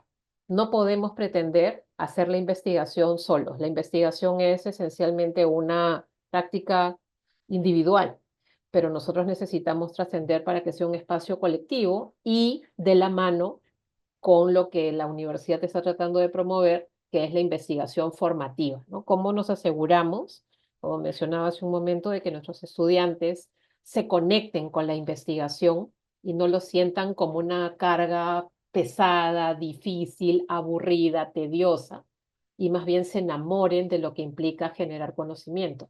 Detrás de todos los procesos que ha mencionado Andrea, que aparentemente están muy vinculados con el arte, la creatividad, los colores, el merchandising, los vínculos y demás, hay enorme investigación detrás. Ellos deben haber investigado, ya contará, durante muchísimo tiempo para llegar a producir lo que ella ha compartido. Igual Pedro, o sea, en gestión universitaria hay un montón de investigación detrás, pero no la vemos. Creo que ahí hay una ruta larga y creo que ahí el rol del archivo PUC es clave para que nos ayude a no inventar la pólvora, ¿no? Porque creo que no tenemos tiempo para darnos ese lujo. Gracias, Marta. Gracias, hermana. Y ya la última pregunta ya para cerrar contigo sería, ¿qué clase de espacios formativos en la Facultad de Hotelería y Turismo podríamos fomentar haciendo uso del archivo PUC? Como mencionaba, yo venía pensando desde ayer qué espacios hay, ¿no? Entonces yo creo que viene bien, primero que nos cuenten, creo que vendría, no nosotros, que en realidad vengan a socializar. Yo también sé poco del rol del archivo, de hecho me alegra un montón y comentaba con una colega de esta invitación y me decía, qué bacán que podamos imaginarnos una ruta de colaboración con el archivo porque no lo teníamos mapeado y creo que vendría bien visitarnos mutuamente, pero creo que en carreras como las que nosotros tenemos en la facultad es clave generar estos espacios de intercambio de información, pero de involucramiento también. Nuevamente, ¿no? La capacidad de poder gestionar información, que es lo que ustedes hacen mejor que nadie, es una condición hoy para que cualquier profesional efectivamente tenga éxito. Y no necesariamente nos estamos entrenando con esa lógica. Nos estamos entrenando, creo yo, para lo inmediato, para lo urgente, para lo que está de punta. Pero dice bien Pedro que hay procesos que por más tecnología que hoy reemplace las capacidades humanas, hay algunas que no pueden ser reemplazadas tan fácilmente, ¿no? Y creo que una de ellas es esta capacidad de construir tu propia memoria y tu historia. Y de historia y de memoria tienen harto el turismo, la gastronomía y la hospitalidad. Entonces creo que ahí nos jugamos una oportunidad muy potente de poder colaborar. Si no partimos del reconocimiento de nuestra historia, del tener claro quiénes somos, de dónde venimos, no vamos a poder formar profesionales en estos campos, ¿no? Entonces, creo que el sentido de identidad es algo que ustedes nos pueden aportar muy directamente.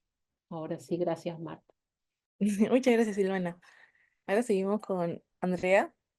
Eh, ok, empezamos con nos preguntan en el chat, ¿la co-creación fue fundamental para su trabajo? Ah, hola, muchas gracias por la respuesta, Eduardo. Em, Definitivamente sí, y creo que eso es un punto interesante que se puso en discusión el año pasado en el primer encuentro de moda que hicimos desde el grupo de investigación, porque así como yo he contado, ¿no? Que hay un proceso de producción, hay un proceso de muestra, un proceso de distribución, en cualquiera de estos aspectos, siempre, por ejemplo, desde la indumentaria se trabaja con un técnico, ¿no? Yo puedo diseñar, ¿no? Puedo hacer mi dibujo, que luego viene ese resultado de distintas exploraciones, prueba-error, pero al momento de producir, por ejemplo, viene un técnico que que como lleva a plano lo que realmente se puede y lo que no. Y en ese sentido, por ejemplo, la manera en la que yo percibo el diseño indumentaria es definitivamente es un proceso de co-creación, porque nadie inventa la pólvora empezando, ¿no? Todos partimos desde algo, ¿no? Desde un proceso que ya se sabe, desde un teñido que ya se sabe, desde una fórmula que ya se sabe.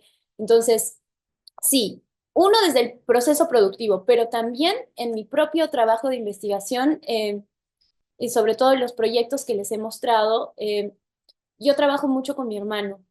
Entonces, y es un proceso a veces enriquecedor, a veces frustrante, ¿no? A ustedes entenderán, a veces trabajar con un familiar no siempre es lo mejor, pero es muy fructífero poder discutir una idea y discutir un tema. Y esa es la manera en la que incluso percibimos el proceso creativo en la facultad, ¿no? Hacemos muchísimo trabajo en grupo porque es justamente ahí donde las ideas se pueden complementar o hay espacios de discusión. Entonces sí considero que la co-creación es fundamental para cualquier tipo de trabajo, ¿no? Incluso, no sé, he tenido labores que son súper administrativas y tú no puedes hacer nada sin el conocimiento de otra persona. Entonces, creería que la manera en la que yo hago mi trabajo y se crea y se diseña es definitivamente co-creación. Sí, de acuerdo, Andrea, porque, bueno, todo en la parte de diseño y arte es full complementarse, unirse con otras personas y es muy necesario para el desarrollo de nuevos proyectos, ¿no? Y la siguiente pregunta es, ¿qué recomendación podrías dar a los artistas que desean explorar los proyectos textiles? ¿O qué te hubiera gustado saber a ti antes? Mm, bueno, todavía no sé mucho, así que me gusta saber muchas cosas todavía. Pero creo que la recomendación que podría hacer a una persona que esté interesada en algo o en un proceso textil, sobre todo si es un proceso manual, es que pongan las manos en la masa. Nadie se puede aprender si es que ustedes mismos no lo hacen, ¿no?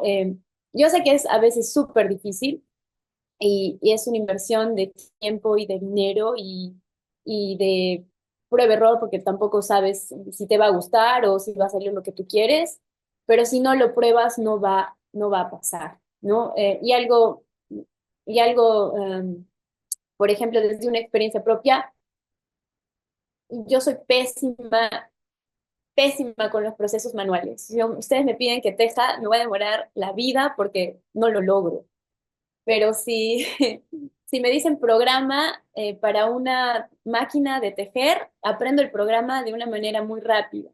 Entonces, siempre van a haber maneras de lograr lo que uno quiere y que el conocimiento, sobre todo en carreras creativas, viene desde el hacer. Si no lo vas a probar, si no lo vas a explorar, experimentar, pues ningún resultado va a ser superior, ¿no? Y siempre hay formas de llegar a lo que uno quiere. Si no es por A, es por B. Sí, de acuerdo, completamente. Y, a ver, la siguiente pregunta es, ¿crees que el diseño en la industria textil es lo más complicado dentro de tus proyectos? Eh, yo creo que es complicado porque implica una inversión. Y cuando las cosas cuestan, pues, ¿no? Y no sabes cuál va a ser el fin, si no es comercial, si se va a vender, creo que es un poco difícil entender en qué estás gastando tu dinero, ¿no? Creo que por ese lado se hace difícil. Y sobre todo que también desarrollar un proyecto textil implica varios pasos, ¿no? No es simplemente crear tu producto, es luego tienes el producto, cómo lo vendes o cómo vas a crear este producto, quién va a ser tu proveedor de, no sé, de hilo, quién va a ser tu proveedor de tejido, quién va a ser tu proveedor de etiquetas. Entonces, es una cadena productiva tan grande que requiere muchísima inversión, ¿no? Y muchísimo conocimiento y prueba de error, porque eh, desde mi experiencia, otra cosa que es difícil, es muy difícil, es trabajar con un proveedor el cual tú confíes, ¿no? Tú confíes y él confía en ti. Desarrollar una confianza y un lenguaje toma tiempo, ¿no? Establecer relaciones toma tiempo. Entonces creo que es difícil por el nivel de inversión en tiempo y dinero que se necesita. Sí, sí, sí. Y bueno, por el lado de la cultura chicha en el Perú, que tiene colores muy particulares, ¿se realiza un proceso de selección de audiencia targeting al momento de diseñar? ¿Y de qué forma se da el proceso de investigación? En la cultura chicha, Ujú, sí, la cultura chicha en el Perú. eh, bueno, la cultura chicha parte desde, no estoy muy enterada de la historia, pero lo que sé es que eh, por ejemplo, el nivel de tintas que utilizan son tintas puras, ¿no? Por eso Mm, utilizan negro y los colores fuertes. Así que yo sí. imaginaría que eh, el, la idea del color y de la gráfica parte desde el propio autor, ¿no? Y desde el propio proceso productivo. En cambio, cuando quieres aterrizar, y creo que por ahí puede ir la pregunta, un proyecto de indumentaria inspirado en la cultura chicha, creo que ahí se involucra todo lo que tú me dices, ¿no? Pensar en tu consumidor, pensar en el que te va a comprar, pensar a qué precio vas a poder dar esta prenda o este producto. Y ahí vienen todas las variantes. Por ejemplo, desde la indumentaria, trabajar con tintas neones, ¿no? O neones o de esos colores especiales, probablemente es un poco más caro, porque son colores especiales, ¿no? No es, pero trabajar con negro es súper barato, porque es un color neutro.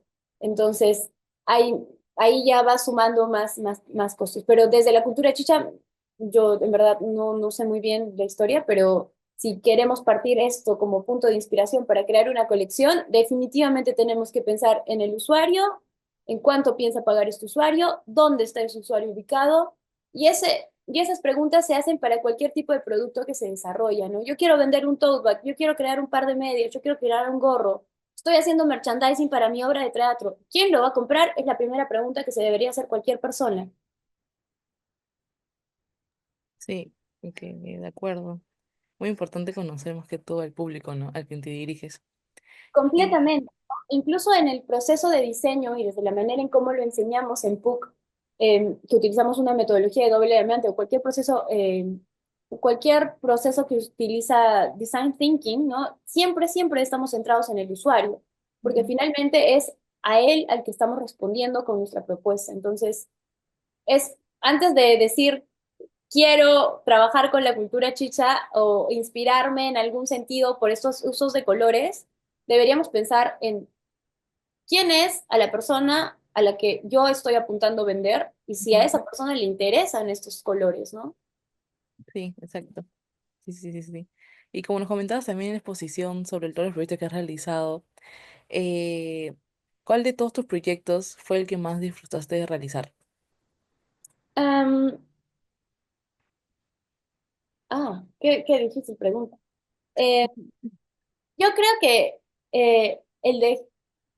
hay varios ya, pero así el que le tengo bastante corazón, creo, es el de Hello Kitty, que si bien lo he pasado muy rápido, tiene muchísima impronta gráfica que viene desde la investigación de los textiles, el color, el tramado, los paisajes, que son resultados de fotografías de mis viajes.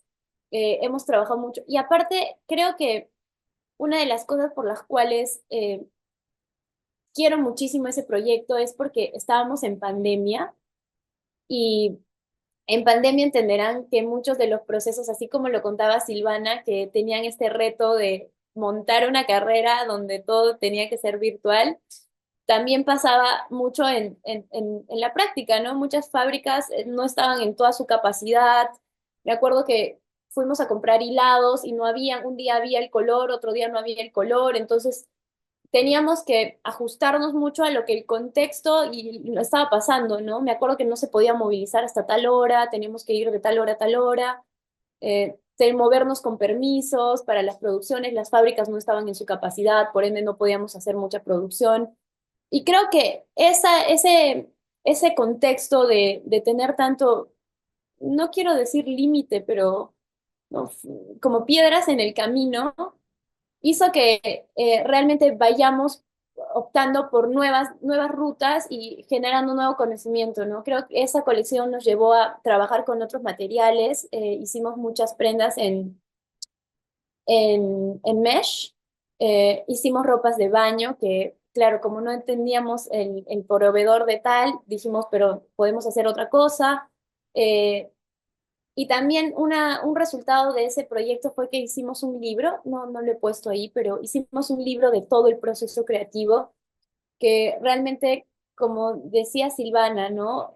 Para llegar a ese fin, a esa colección, hemos pasado por tantas cosas. Ahí hay una investigación de artistas como Eduardo Eyelson, los nudos, los quipus, eh, Hello Kitty, por ejemplo, que no puedes usarla.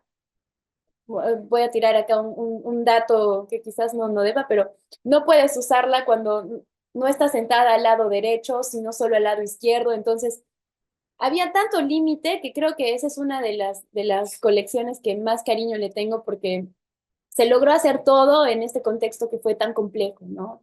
Con tanta presión, con tanta restricción.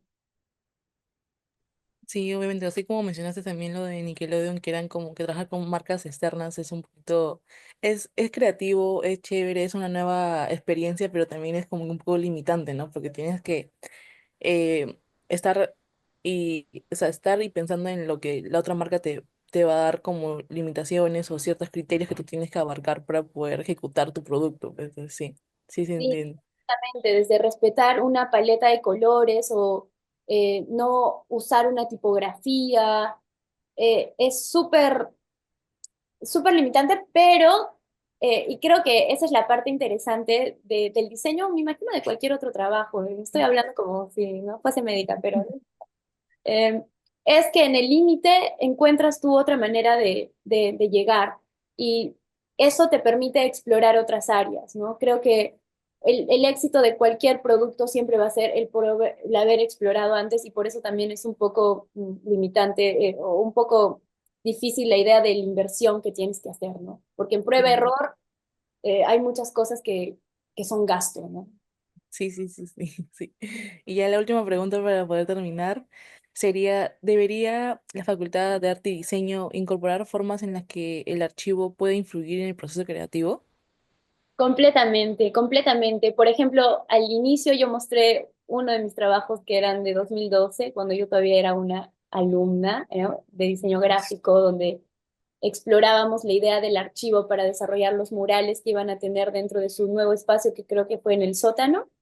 Ujú. Eh, Sí, y creo que si bien ese fue un acercamiento, no quiero decir superficial, pero claro, no sabíamos mucho la misión del archivo, definitivamente creo que conocer, por ejemplo, muchos de los procesos creativos involucran investigación. ¿Qué mejor que recurrir a un archivo que tiene toda esta data, toda esta historia, toda esta tradición en papeles para poder formular algún proyecto, ¿no? Yo creo que estos enlaces deben existir siempre y, como dijo Silvana, acercarnos de una manera eh, más familiar, ¿no? Realmente sería interesante que saber realmente qué tiene el archivo, qué hay dentro del archivo y de ahí empezar a formular proyectos en conjunto, ¿no? Algo interesante es que eh, los proyectos más propios, desde mi punto de vista, o los que para mí han sido más propios y más míos, parten desde mi cultura, desde el pasado, desde la tradición. Entonces, tener toda esta información cerca, creo que definitivamente hace que los proyectos no solo sean ricos en conceptos, sino también en la manera en la que se formulan en el proceso, ¿no? Como metodología. Entonces, definitivamente hay que hacer algo juntos. Así como sí, estamos trabajando por poquito con gastronomía desde los tintes, creo que podemos hacer algo con el archivo. sí, sí, sí, sí, completamente. Estamos disponibles para poder colaborar con todas las unidades. Súper. Muchas gracias, Andrea. Ahora continuamos con Pedro.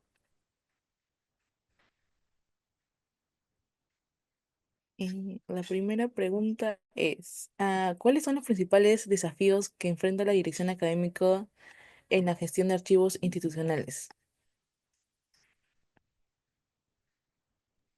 A ver, enfrenta demasiados desafíos porque se genera una cantidad de información que, bueno, que va y viene. Nuestros registros casi hasta el final del año suelen tener unos 3.000 3.000 interacciones con diferentes facultades, con diferentes departamentos, con diferentes profesores. Nosotros mismos generamos información que después viene de vuelta. Hay cosas que no están escritas, que además llega información y que va a la transabilidad de la información de un lado a otro y que van por correos electrónicos muchas veces, pero que requerimos que esta información esté organizada. Nos cuesta mucho nosotros mismos porque no conocemos cuál debería ser la forma en la que deberíamos organizarlo. Lo dije un poquito en la exposición, porque sí requerimos conocer más, porque la transabilidad de la información es algo que sí a nosotros nos preocupa y le debe preocupar a la universidad en general y que debe ser algo sumamente importante eh, para mantener esta oficina viva, ¿no? Como cualquier otra oficina. Sí. Y la siguiente pregunta es, ¿qué estrategias han implementado para garantizar la organización y conservación de los archivos académicos? A ver, lo primero que hemos hecho, alguna información, Ujú. les pedimos a ustedes como archivo que nos la reciban primero, pero no es un recibir y dejar. Es, es una explicación mucho más larga porque requiere de un ordenamiento de parte nuestra para decir, esto es lo que necesitamos que ustedes resguarden y ustedes nos dicen cómo se tiene que resguardar. Tiene todo un proceso que tiene que ver con una clasificación, que tiene que ver con toda una codificación y además con conocer nosotros que hay un repositorio donde ustedes lo tienen. Hay que conocer los espacios físicos, hay que saber.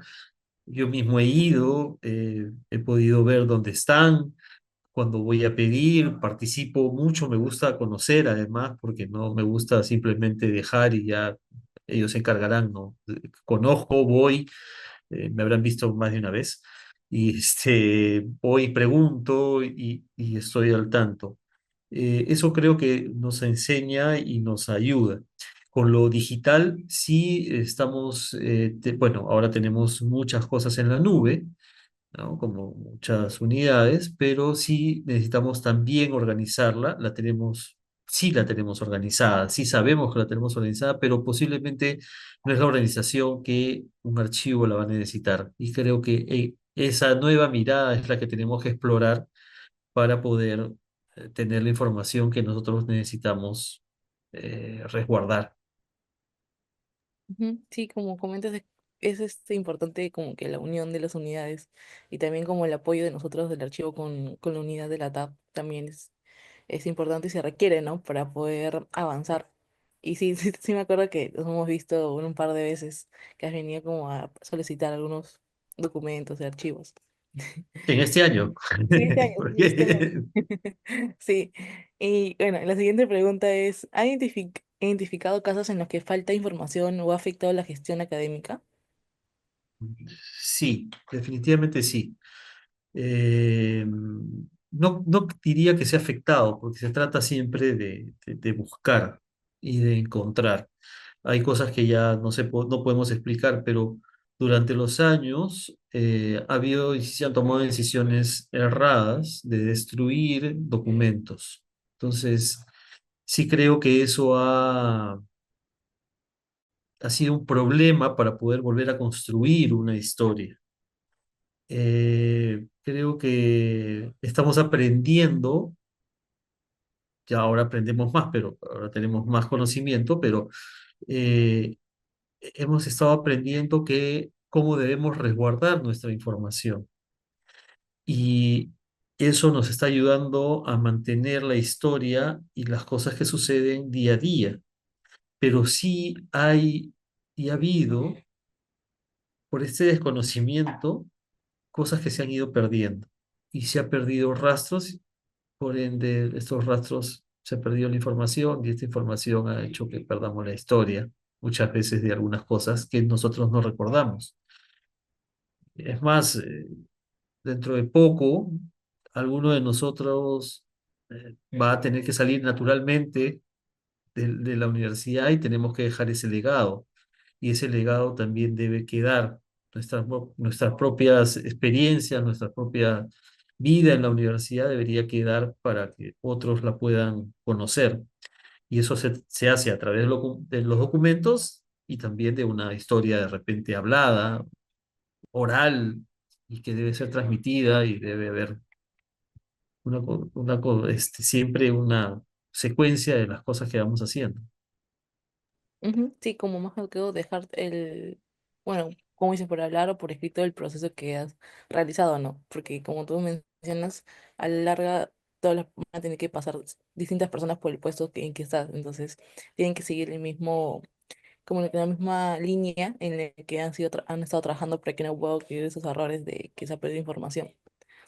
Completamente de Ujú. acuerdo. Y ya la última pregunta es, ¿qué recomendaciones daría a otras instituciones educativas que desean mejorar la administración de sus archivos?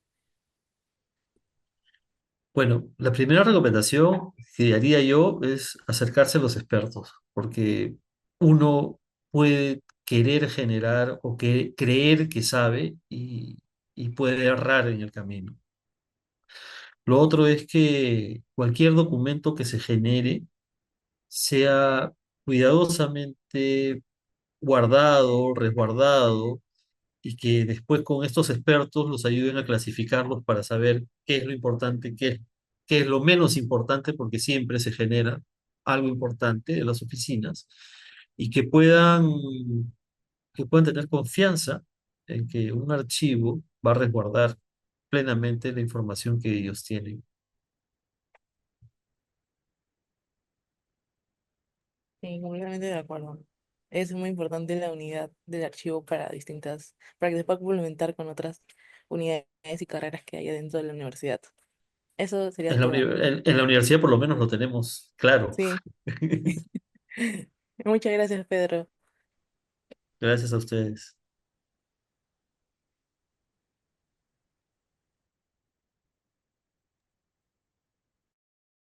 Bien, bueno, hemos concluido con nuestras conferencias de hoy día y quiero expresar nuestro agradecimiento a Andrea Venero, a Silvana Vargas, a Pedro Dafieno por sus excelentes participaciones.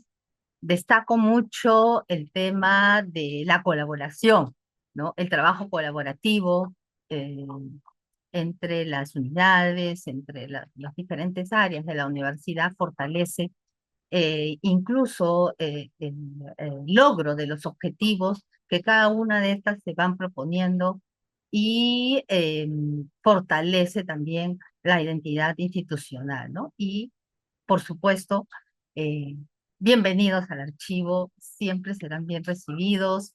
Pedro ya nos conoce, entonces, Andrea, Silvana, los invitamos, porque también es importante no solamente saber que van a transferir documentos o que producen tales documentos, sino también conocer el lugar donde se conservan estos documentos, en qué condiciones, cuáles son las ventajas y los beneficios que el archivo brinda también, no solamente para custodiar y conservar los documentos adecuadamente, sino también qué información tiene que pueda resultar importante para la investigación, que es una de las líneas de acción de toda institución de formación eh, educativa de nivel superior, ¿no? El tema de la investigación, el desarrollo eh, desarrollar la investigación al más alto nivel, ¿no? Es muy importante, sobre todo si se tienen las fuentes, ¿no? Las fuentes documentales no solamente en soportes papel, sino también digital, hay material audiovisual, hay fotografías, ¿no? Material sonoro, que de hecho contribuyen pues a este trabajo investigativo en diversas áreas y campos del conocimiento, ¿no? Muchísimas gracias también a todos nuestros asistentes y los esperamos en abril. Tenemos la participación de Anaí Casadesus para una nueva conferencia y bueno, ya les informaremos y les pasaremos la invitación para que nos acompañen como siempre. Muchísimas gracias a todos y bueno, nos continuamos y los esperamos en el archivo, como siempre. Sí, son muy... Gracias, muchas Muchas gracias. gracias. Muchas gracias. Muchas gracias, muchas gracias. ¿Por qué solemos ver todo sesgado? Parcializado, reducido, incompleto. Siempre una parte, nunca el cuadro completo. La vida es amplia, rica y diversa. Si vemos más allá, es realmente inmensa. Ampliemos mirada y abramos la conversación. Hablemos de economía y la nación. Desde una célula descubramos el universo y combinemos nuestro arte con el metaverso. Usamos la tecnología en todas sus formas. La creación no sigue normas. Acá son digitales y allá más analógicos. Es que ver el cuadro completo ¿no te suena más lógico? Yo. Si quieres ver más amplio con total amplitud, estudia en la PUC. Vive la amplitud. PUC, sé grande.